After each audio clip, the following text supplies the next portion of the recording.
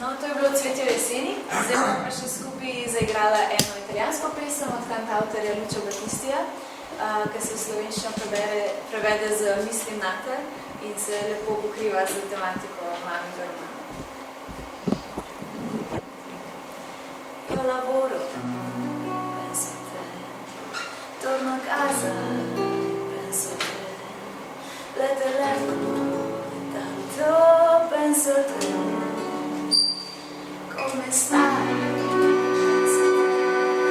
Dove andiamo? Penso a te. Le serine.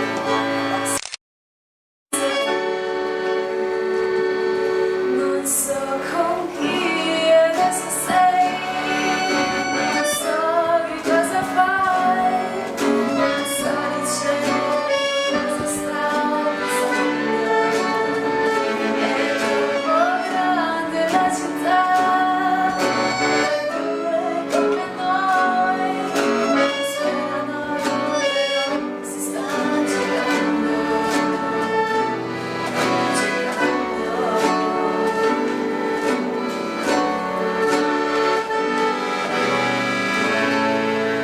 Scusa tardi,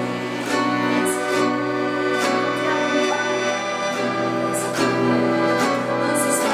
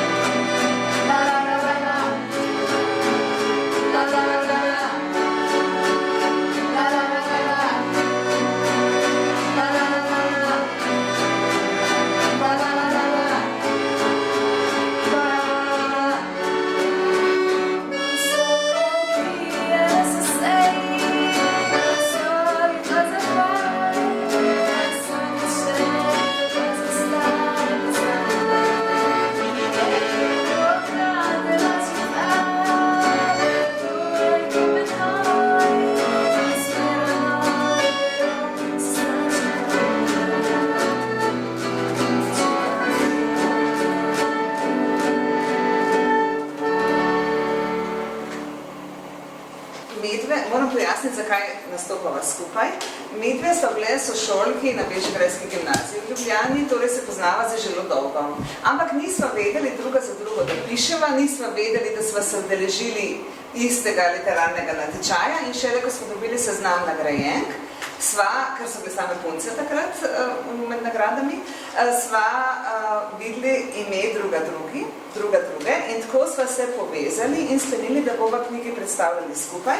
Čeprav sta si knjigi precej različni, se namreč kronološko zelo lepo ujemata. Mojčina knjiga pripoveduje zgodbo Fanike, ki se je rodila pred približno 100 leti in spremlja njeno kar težko življenjsko zgodbo do 70 let prejšnjega stoletja. Moja zgodba pa se začne v 80 letih prejšnjega stoletja in konča leta 2023. Tako da obe dve skupaj lepo pokrijeta teh 100 let. Zdaj bomo pa šli kar na Mojčino zgodbo, ki se tudi dogaja prej in je poleg tega dobila prvo nagrado na natečaju. En del od tega, zakaj je dobila prvo nagrado na natečaju, je v tem, da se prvi del romana dogaja v Mariboru. In kar takoj naj se zahvalim pisateljski kolegici Mirjam Kmetič, tamle, no ni malo stavno, ki je ta prvi del pregledala in malo posvetovala, kje sem kakšen izraz morda falila, ali pa kaj takega, tako da ja, hvala lepa. Roman Moža Uvjavka je samostojen roman, je pa hkrati prvi roman iz trilogije, ki se imenuje Ženske ščurki in macesa. Drugega, ki se imenuje Druge vrste ptica, sem ravno danes oddala, tako da bo ugledal luč sveta, upajmo kmalu, pač traja. Vsak od treh romanov bo samostojen, imajo pa seveda neko povezavo, ne? In majčkeno vam lahko namigne tale čudna besedna zveza ženske, ščurki in macesar. A kdo ima kakšno asociacijo, kaj bi povezovalo ženske, ščurke in macesar? Kaj je značilno za ščurke? Poleg tega, da so grdi, pa da jih namaramo, ampak ok. Če imaš doma. Da so stavila doma. Ok, stavila so doma. Kaj je značilno za njih? Če mi... To, ne moreš ljubiti. Praktično so zelo, zelo trdoživi, ja. Kaj pa macesar? Odpadejo iglice, ja. In ko odpadejo iglice in pridejo močni vetrovi, grejo kar skozi. Ne polomijo vej. In zato je macesar bistveno bolj trdoživ tudi od drugih iglavcev. Žitek so iglavci bolj trdoživi. No in seveda najbolj od vsega so pa trdožive ženske. In če ne verjamete,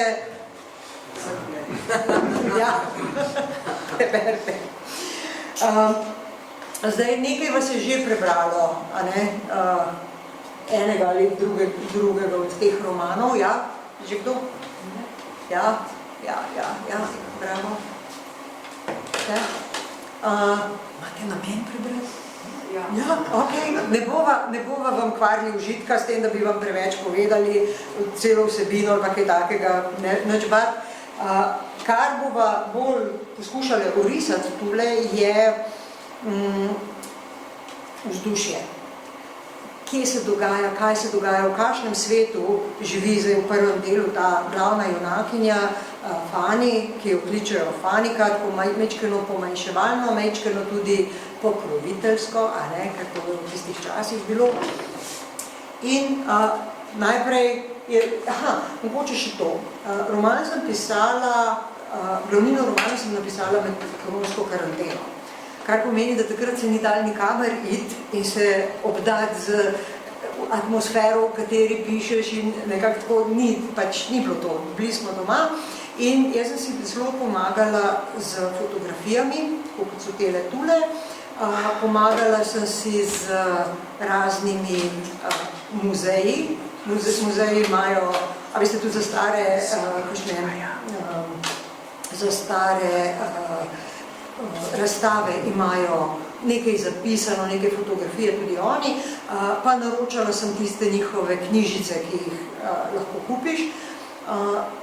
Potem je še ena stvar zanimiva, ne vem, koliko vi veste, ampak v Mariboru imate kar nekaj društev, kjer dejansko starejši Mariborčani pripovedujejo in zapisujejo svoje zgodbe, kaj se jim je zgodilo, kaj je bilo zanimivo, take črtice so bolj kot kaj drugega, ampak zelo te spravijo v tisto obdobje, v občutek, kako je bilo.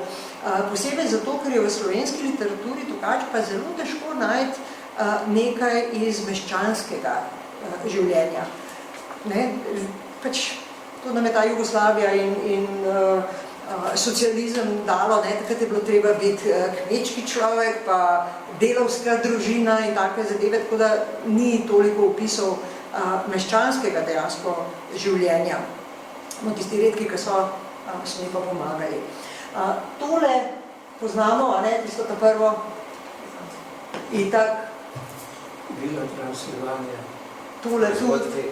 Ja, no, tista ta tretja je mogoče malo bolj skrivnostna, tam je pa samo služila za to, kot vidite, zdaj stara hiša, da sem si lažje narisala, v kakšni hiši je Fani živela za svojo družino, se pravi še kot otrok, kajti to je neka taka, bi rekla, tipična meščanska družina, hiša, dovolj velika, pa recimo za tiste čase zelo udobna, za današnji čas pa seveda ne, ker smo navajeni na drugačno vrsto udobja. Tako da prvi del se dogaja tule, dober dan, kar naprej. Prvi del se dogaja tule v Mariboru, drugi del se dogaja v Prokuplju, kajti Fanikina družina je bila, podobno kot marsikatera druga družina, zavednih Mariborčanov, izgnana. In oni so bili izgnani v Prokuplje, Ko so se po vojni vrnili, so pa pač niso se imeli kam vrniti v Mariboru, so pa šli v Ljubljano živeti. Tako da 3 deli so v 3 različnih krajih. Tole je taka tipična družina tistega časa.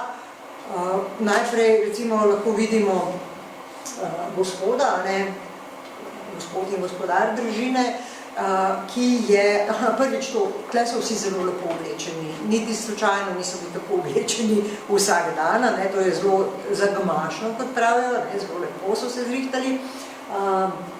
Gospod ima sedite telovnik, pa kravato, pa zelo urejen, postrižen, sveže. Značilno za tisti čas je, da so imeli gospodje brke. Tele niti niso tako zelo značilni, kajti pred vojno je bilo značilno, ali pa zelo moderno, ja, zelo dobro, imeti brkice, ne. Danes jim rečemo hitlerijanski ali pa Hitlerjevi brki, takrat je bilo pa to pač samo moda, a ne, Hitler je pač tudi svetil modi, danes se ga pa pač to prijelo. Gospod ima tako zelo, kot vidite, dominantno držo in pa roko ima na ramenu najstarejšega sina. To je bilo zelo pomembno, da je imel sina, kajti sin je bil dedič. Tako kot so recimo, če gledamo, ne vem, kakšno kraljevo družino, so dediči prestola, tako je vsaka družina v pač bistveno manjšem obsegu imela pač dediča. To je moral biti moški potomec in ta na srečo, da ima 2 ali 3, jaz mislim, da je tudi tisti na skrajni levi fantek. Tale roka pa tudi izraža lastninjenje. Kajti oče družine, glava družine je bil takrat nekako gospodar celotne družine, vključno z ženo, a ne? Ni bilo tako, kot je danes, da pač so samostojni, ampak je on odločal o marsičem. Kar je bilo tudi značilno za tisti čas je, da ni bilo toliko igračk, kot jih je danes in zato so pri fotografih, to pač, ko sem raziskvala, kako so se zadeve odvijale, mi je to pač bilo tako zelo simpatično. Fotografi so v resnici vabili stranke, pa so rekli, aha, imamo igračke. Zakaj? Zato, ker je bilo zelo fajn se slikati s kakšno igračko, a ne recimo s lesenim konjičkom, pa žogo, pa ne vem, vlakci, pa take zadeve, kajti to je pomenilo, da imaš višji status, ne? Da si bogat to, da lahko kupiš te igračke. Tlele je pač samo ena punčka, drži tam v roki in nekaj, ne vem, kaj drži, ampak pač neko malo igračko, tako da to niti ni tako zelo tule izraženo. No, in pa potem je bila žena in žena je bila večinoma recimo v Rožji objavki je Fanika, mislim, da 12 let mlajša od moža. To recimo tam nekaj 6, 8, 10, 12 let, to je bilo dosti v tej generaciji. Bile večinoma gospodinje. Ni bilo toliko možnosti. Seveda, če so bile samostojne, so bile lahko samostojne, ne? Recimo tudi v knjigi je tale Ženja, njena sestra, je Fanikino nasprotje, bolj feministična, ona je učiteljica.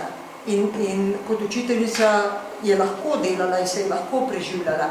Ampak ne glede na to, teh poklicov je bilo bistveno manj in pa ženske so se morale bistveno bolj izkazati in tudi niso mogle dosegati tistih rezultatov kot recimo moški kolegi. Se poznate to, ne, stekleni stropovi, pa steklene stene, pa steklene čeri, tako se reče, ne, da pač. Niso se smile poročiti. Če so se poročile, so zgubile poklic.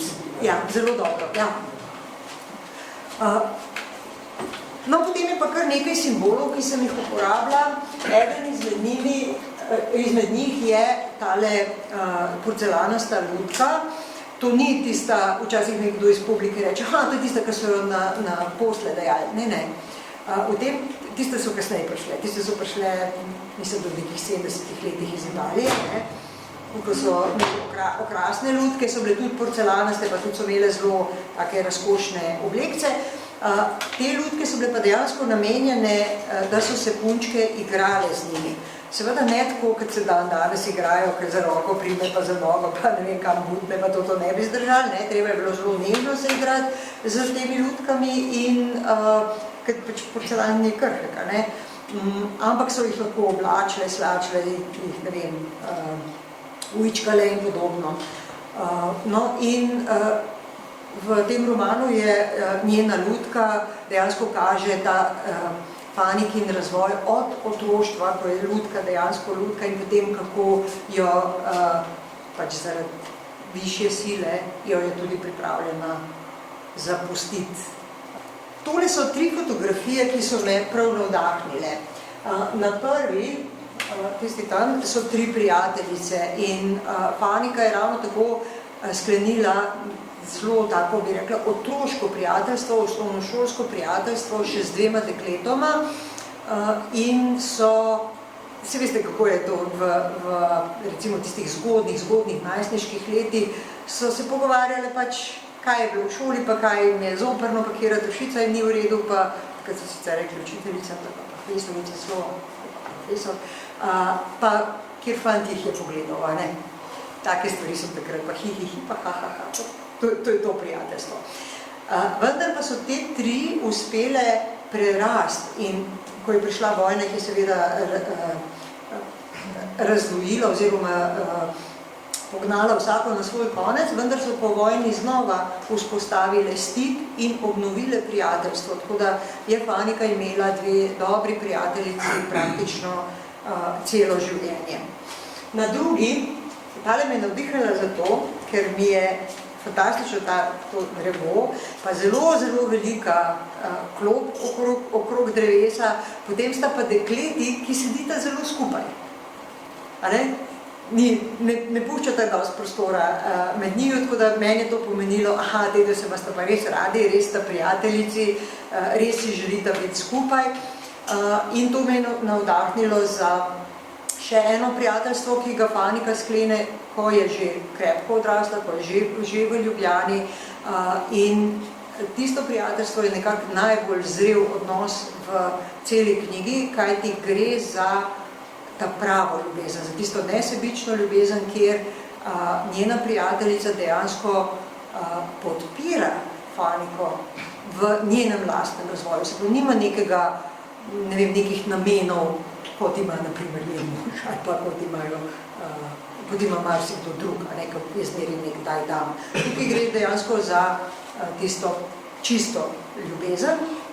No, tretja je pa, tam je pa simpatična, zato ker je tudi nekaj pisalo v komentarju, kako je fotografija nastala in sicer fotograf je hodil po pač okolici in je iskal, kako?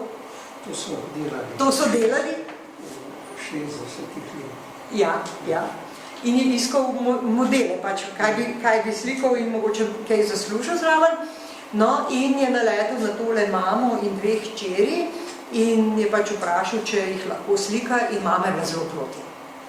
Ne. Hčerki, ja, pa dajmo, pa sej, pa bi, pa sej, ne, pa tako. No, in potem so nekako vseeno pristale na to slikanje in kot vidite, hčeri sta kar ponosni, tako ena kaže torbico, pa rukavičke, pa tako se držijo, pa tako, zdaj bomo pa slikanje. Mama pa še zmeri tako malo, ne bi ona, ampak dobro, je popustila. No in Fanika ravno tako vzpostavi dober odnos s svojima 2 hčerama, ko oni 2 malo odrasteta. Se pravi, se nekako najdejo na tej, sicer še vedno ostane njuna mama in sta oni 2 njeni hčeri, ampak se tudi najdejo na tem ženskem prijateljstvu, na tem nivoju. Naslednji simbol je pravzaprav oseba, ki pa ima Downov sindrom. In Fanika je bila pač vzgojena, kot večina deklet tistega časa, v to je prav in to je narobe. To je normalno in vse ostalo ni, na nek tak način. In ona je imela kar precej strahu, kot si predstavljam, da je tudi marsikdo drug v tistem času imel, pred čimerkoli neznanim. In recimo, ko je ta prvič bila noseča, se je zelo bala tega. Kaj če bo, kaj, če ne bo normalen. Takrat so temu sicer rekli mongoloidnost, oziroma celo rumenčki so jim rekli, pač takšni izrazi so mi takrat dosti normalni, danes seveda niso več. Potem je pa, kasneje v življenju, pa spoznala enega takega otroka in je, čeprav je imela na začetku seveda tisti odziv, pričakovan, je kmalu ugotovila, da se je normalen otrok. Mislim, ima neke posebnosti, tako kot jih ima pač vsak otrok, ampak sicer je pa čisto okej. In tle vidimo, kakšen velik razvoj je naredila od tega, da je najprej se bala, črtila, ne vem kaj, do tega, da je potem ne samo sprejemala, ampak je tudi se že kar čudila, kadar je kdo drug odreagiral na to, pa kaj, sej to je ona, to je špelca, ko ni, ne vem, rumenček ali kakoli. Morda tole na fotografiji vidimo staro osebo, starejšo osebo z Downovim sindromom. V tistih časih tega ni bilo. Ni bilo toliko zdravstvene oskrbe teh ljudi, tako da so večinoma umirali mlajši. Danes imamo to bistveno bolje rešeno. Eden izmed simbolov, ki se pojavlja skozi celotno zgodbo, skozi celoten roman, so tudi rubinasti uhani. Začne se tako, da Fanny je prepričana, ker je to dobila od svoje mame in ni, pač takrat, če ni razmišljala svojo glavo, je prepričana, da je poroka tisto glavno. Ko se pa ženska, ki je uspešna, je ženska, ki je dobro poročena, ženska, ki ima otroke, po možnosti sinove, in to je to. Potem lepo živiš in je to to. No, in kot simbol tega razmišljanja je pa vzela, mislim, se je pa namislila te rubinaste uhane. Namreč, neka njena teta, bolj bogata, bolj premožna, jo je povabila na rubinasto poroko, na praznovanje rubinaste poroke, to je 40 let, in ji je mož za kot darilo kupil take viseče rubinaste uhane. In Fanny, ki se je to zdelo, kako krasno. In takrat si je rekla, jaz bom tudi. In zato je rekla, če hoče pa tudi živeti, se moram pa zgoditi naučiti, pa bo, vse opravljeno. In seveda, ne bom preveč povedala, ampak ali šlo drugače.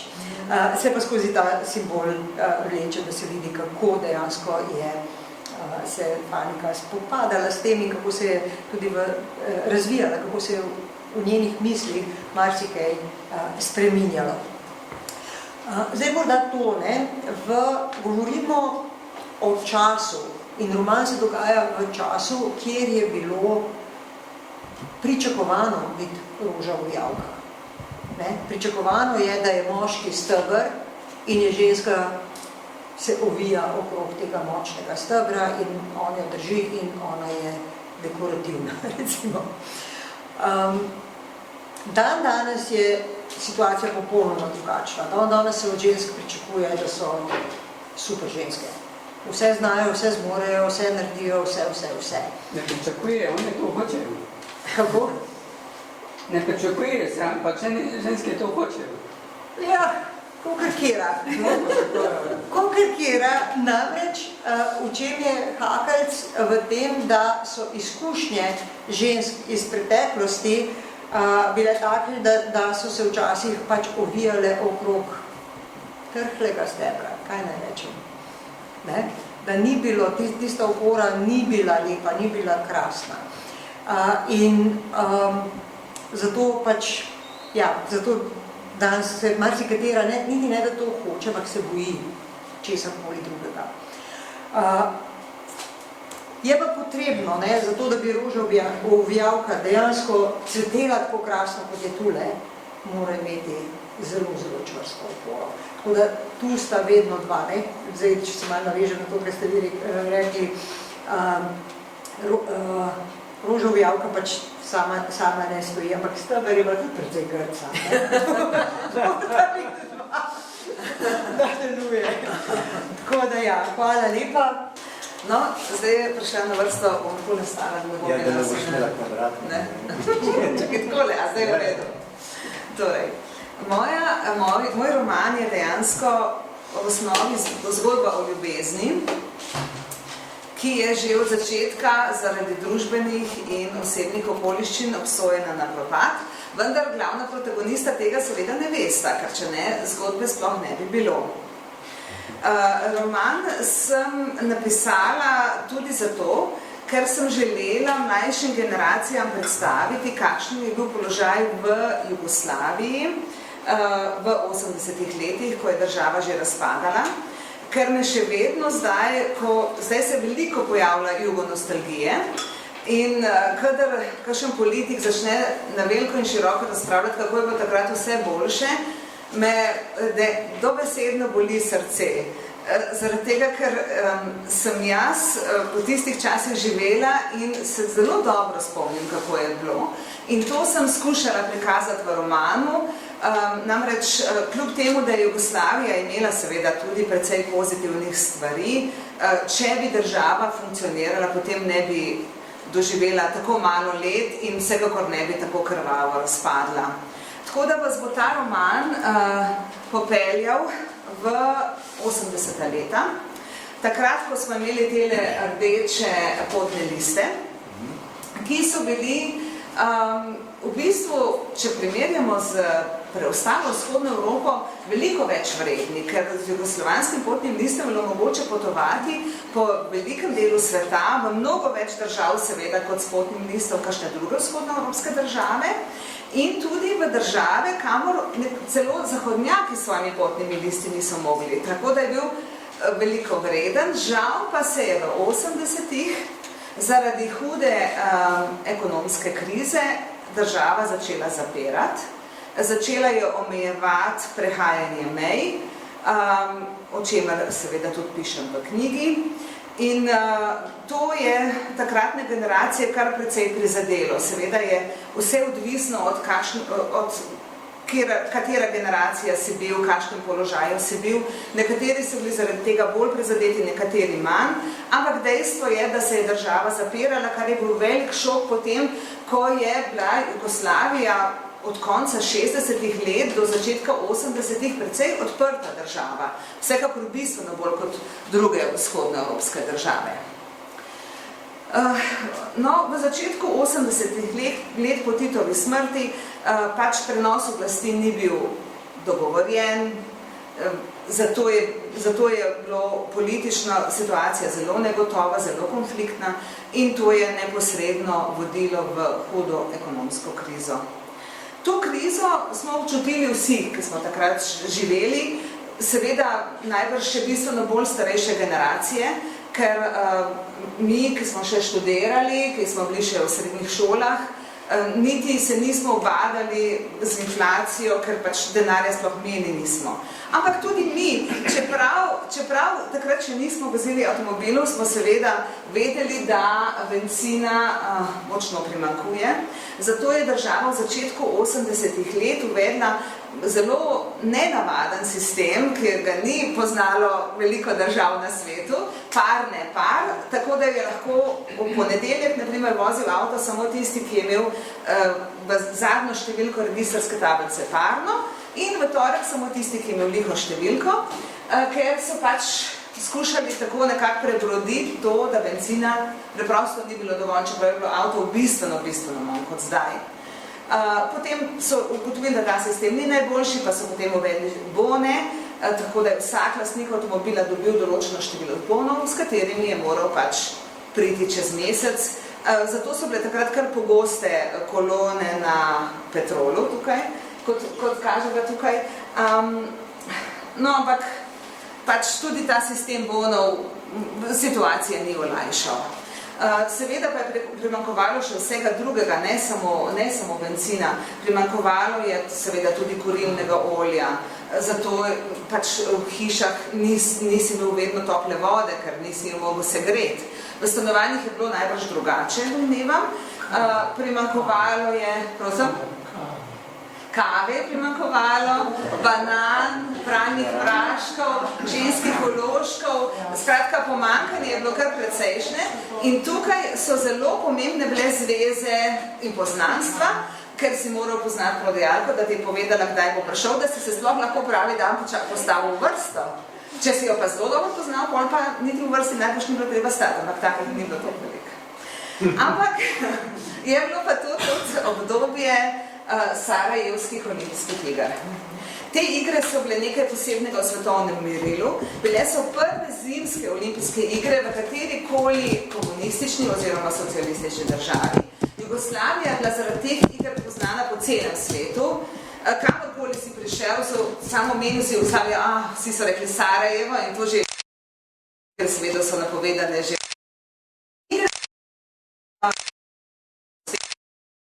nek dobiček Jugoslaviji. En zanos državi, se spomnim, vsi smo to gledali, spremljali. Jaz se še vedno spomnim nastopa Torvil in Dina, ki se mi je zdel takrat prav fantastičen in še vedno mi je všeč, če ga kdaj pogledam. Ampak žal so igre prišle v času, ko je Jugoslavija že debela v propad, čeprav se mi tega še nismo zavedali. Zdaj, ko se pogleda nazaj, se vidi. Mi se tega nismo zavedali, igre pa pač tega niso mogli več spremeniti, čeprav so bile uspešne. Ker, naprimer, ko so bile poletne igre prej v Moskvi, se pač več kot 60 svetovnih držav igr sploh udeležilo ni Jugoslavijo, so prišli vsi. Ampak to ni pomagalo. No, tukaj imam bankovec za $1 milijon, ki že sam po sebi kaže, s tem bankovcem je bilo mogoče je po kruh, ker je bil vreden tako zelo malo. Že sam po sebi kaže, kako ta bankovec iz leta 1989 pa ni najvišji, obstajajo tudi bankovec za $2 milijona. In to kaže to res izjemno hudo inflacijo. Že v začetku 80-ih let se je uspela čez 50%, in potem je rasla, pa rasla, skratka vsako leto je presegla vse meje in v letu 1989, ko je bila najvišja, je šla preko 1000, a mogoče kdo ve? To sem pozabila, da je mogla. Torej, preko 1250%. To so bile neverjetne cifre. Sprva, torej v začetku 80-ih let se je, naprimer, sredi 80 let se je kruh podražil za enkrat v enem letu, ko je bilo pa seveda 1250, to je pa šlo neverjetne številke so bile in denar je dejansko izgubljal vrednost ne vsak teden, ne vsak dan, ampak prav vsako uro. In če se spomnite, takrat, če si zaslužil kaj denarja, ga je bilo treba takoj porabiti ali pa zamenjati na črnem trgu, kar je bilo seveda kaznivo dejanje. Res pa je, da ker pač brez tega sploh nisi mogel preživeti, ker je do konca meseca denar si lahko kupil, prej si kupil, na začetku meseca si kupil kilo kruha, potem si na koncu meseca z isto vsato kupil eno žemljico. Skratka, to so počeli vsi. Kaznovalna politika ni bila več tako restriktivna, res pa je, da so aretirali jugoslovansko mega zvezdo Zdravka Čolića v poznih 80-ih letih in ga za 3 dni zaprli, ker so pri njemu našli cel kup gotovine v markah, ki je bila seveda neprijavljena in ki Jugoslovani nismo smeli imeti. Čeprav so dejansko vsi to... Vsi so to delali in če si imel mi smo v Ljubljani, si šel največkrat kar na tržnico, vendar si mogel pogledati, da niso bili takrat policaji. To si pač preveril, potem si zamenil denar. Če si imel pa zveze, naprimer v Ljubljanski banki, si šel pa kar na banko, ampak ne na šalter. Šel si v pisarno človeka, ki se je s tem ukvarjal nekje v zaledju banke. Ampak seveda si mogel imeti kar dobre zveze, ker ta človek bi tudi lahko šel v zapor. Če bi ga kdo prijavil, Tako da jaz sem šla zato, ker je mama od moje prijateljice tam delala in sem lahko prišla do njega, ker so vedeli, da sem zanesljiva. Drugače pa se je šel pač na tržnico. In upal, no pa se tudi policaji so malo stran pogledali, ker bojo zaprli vse ljudi. To se ne da. Ta moja zgodba povezuje Ljubljano z belgijskim mestom Leuven. Ker domnevam, čeprav smo v Mariboru, domnevam, da vsi Ljubljano dokaj dobro poznate, tako da nisem pač ljubljanskih slik dala v ta PowerPoint. Ampak je to je zelo lepo srednjeveško mesto, prestolnica države Brabant v Belgiji. In tole sliko sem uvrstila, ker grejo mimo te katedrale vsako leto kolesarji na dirki po Flandriji. To dirko je letos dobil Tadej Pogačar. Sigurno pa ni imel časa, da bi si ogledoval te lepe stavbe. Ta katedrala je res zelo lepa. No, mesto Leuven je znano po dveh stvarih, in sicer po več pivovarnah. Ena je velika, zelo veliko pa je manjših pivovarn in imajo res zelo dobro pivo, ki je po mojem mnenju v svetovnem vrhu. Druga stvar pa je univerza, ki je nastala že v 15. stoletju, je katoliška univerza in tole je univerzitetna knjižnica. Pred to knjižnico je čudovit trg, ki je bil že takrat in je tudi zdaj vedno poln ljudi. Na obrobju trga so namreč lokali, na trgu se vedno kaj dogaja. Ko sem bila nazadnje tam pred par leti, je bilo prvenstvo v odbojki na Mivki in je bilo polno ljudi. In to je bilo tudi, takrat je bil Leuven izjemno drugačen od Ljubljane, ker je bil študentsko mesto, zelo živahno, živelo je cel dan, pa še pozno noč, do zgodnjih jutranjih ur, potem je mogoče malo zaspalo zgodaj zjutraj in živelo naprej. Medtem ko, ne vem koliko poznate Ljubljano, ampak Ljubljana v 80-ih je bila v primerjavi s tem kar mrtvo mesto. Ko so šli študentje domov, čez vikend je bila prazna, turistov ni bilo, čez vikend so se tudi bari pa restauracije precej zapirale, noben ni bil odprt, mislim, da v soboto pa nedeljo, eni so bili v soboto, eni nedeljo, in mi domačini smo vedeli, kam moramo jeti kater dan, ampak to se sploh ni da primerjati z enim živahnim mestom ali pa s tem, kar je Ljubljana zdaj postala, ker je zelo polna, zelo živahna, ker je ogromno turistov, ogromno študentov. Tole sliko sem pa uvrstila zaradi tele čudovite mestne hiše, narejene v gotskem slogu, ki je nasproti katedrale, tudi tukaj je čudovit vrt.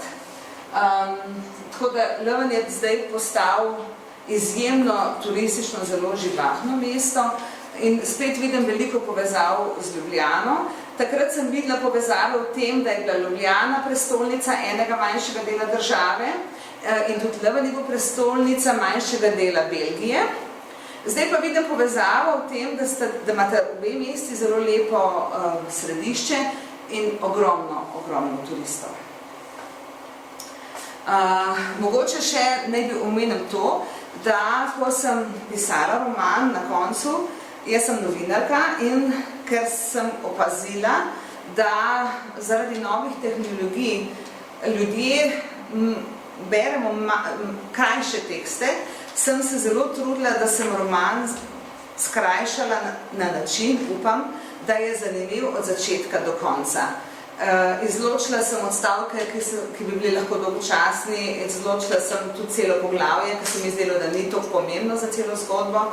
Tako da upam, da sem uspela napisati zgodbo, ki je zanimiva, ne da bi bralca kjerkoli dolgočasila. Evo, zdaj pa čas za vaše vprašanja. Lahko samo jaz nekaj ščurki reče. Izvolite. Niče ne ve, kako so se ljudje na podeželju branili ščurko. Povejte, prosim. Veste, da so v prostoru klepali posel. Svojih uničili in odželi. Ker? Klepali so posel. Da razumem, kaj so. To piko, zaradi zvoka. Zaradi zvoka. A je zaradi zvoka? Zaradi To predstave. je samo tako. Ja. Zanimivo. Lahko si kupite posel. Pa da vidim. Zdaj ni več tak težava. Vam povem, da sem jaz videla prvega živega ščurka, razen tistih v filmu pred kakšnim letom v Španiji. Predtem pač ne, hvala Bogu. Dalmacija je to. Ja, verjamem. Ampak tako, pač ni več tako. Jaz pa pred 30 leti na Slovaškem. Sploh nisem vedela, kaj je, mi je mogla prijateljica povedati. In moram reči, da se mi ni zdaj tako grozen, dokler nisem vedela, kaj je. Pa sem pa wow. Če hodite po gozdu, vidite. Kaj jaz mogoče ne vem, kaj so. Ja, Na srečo. mogoče pa rečem, kakšen lep rjav murenček, kaj pa vem, kaj rečem. Nikoli ne vem.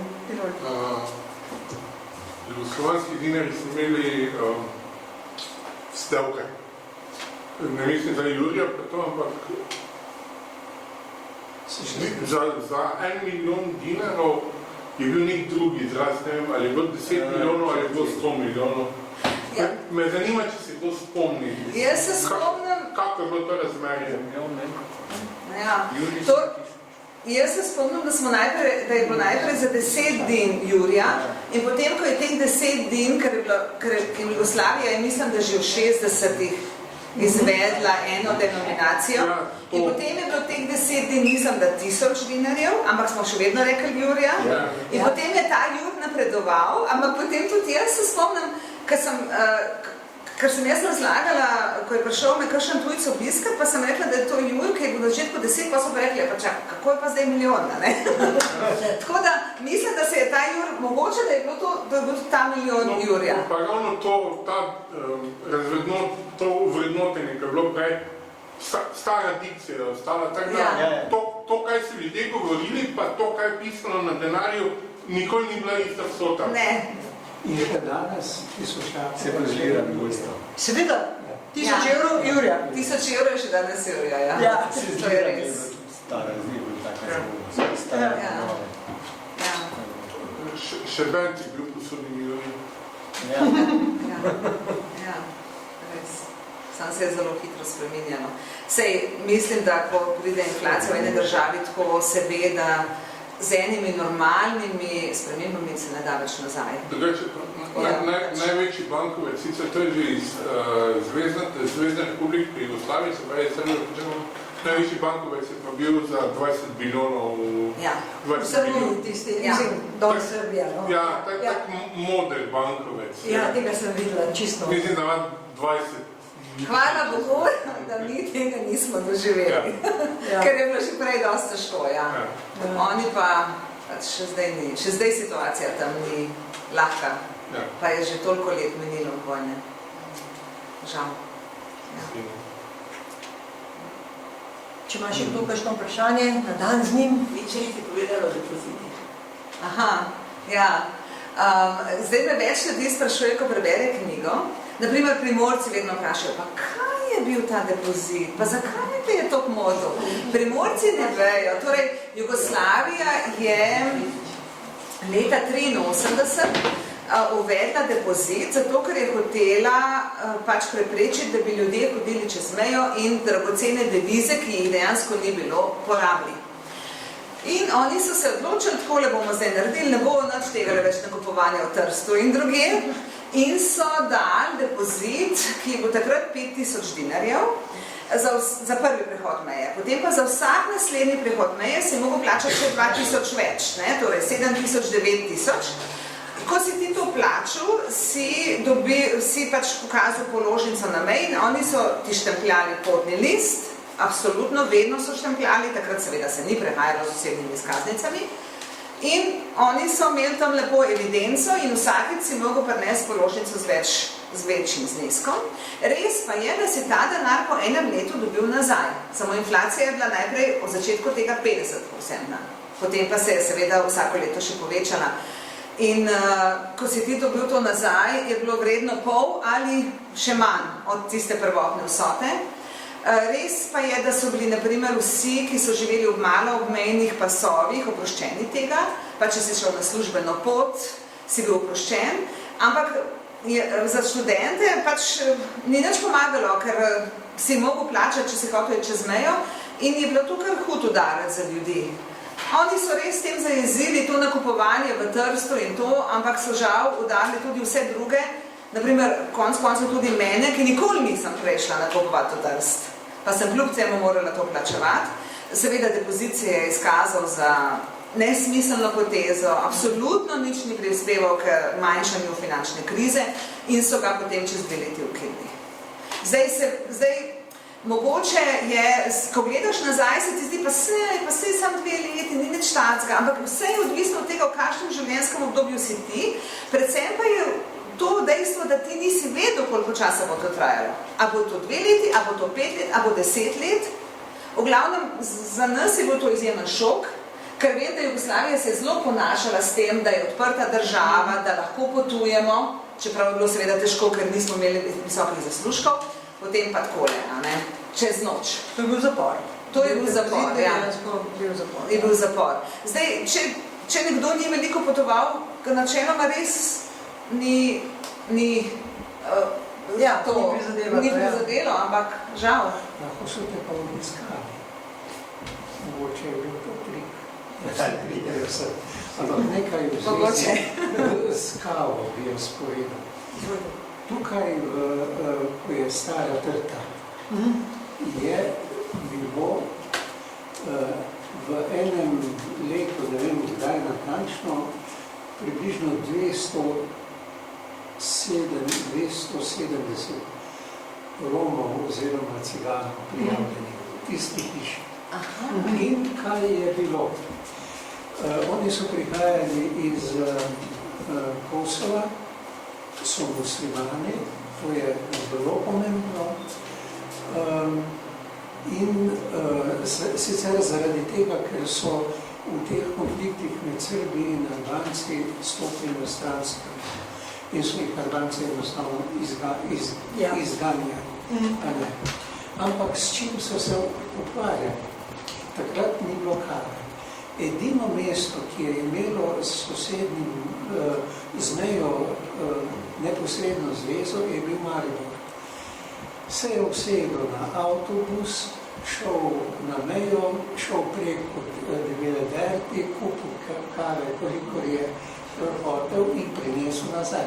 In potem spet šel nekajkrat na dan, oni so zalagali zvezdni izvršni svet. A cariniki so jih pa kar spustili čez? Ja, se so jim dali malo kave. Normalno, da so imeli kavo. Drugo so pa ženske skrivale v avtih pod krili. Jaz sem če ste videli kolono, ki je bila v Šentilju na prehodu. Mislim, kako dobro so te cariniki mogli znati mimo gledati, to mi ni jasno. Ko je bilo večer, pa je bila 3-kilometrska kolona, pa 3/4 je bilo mariborskih registrskih tablic.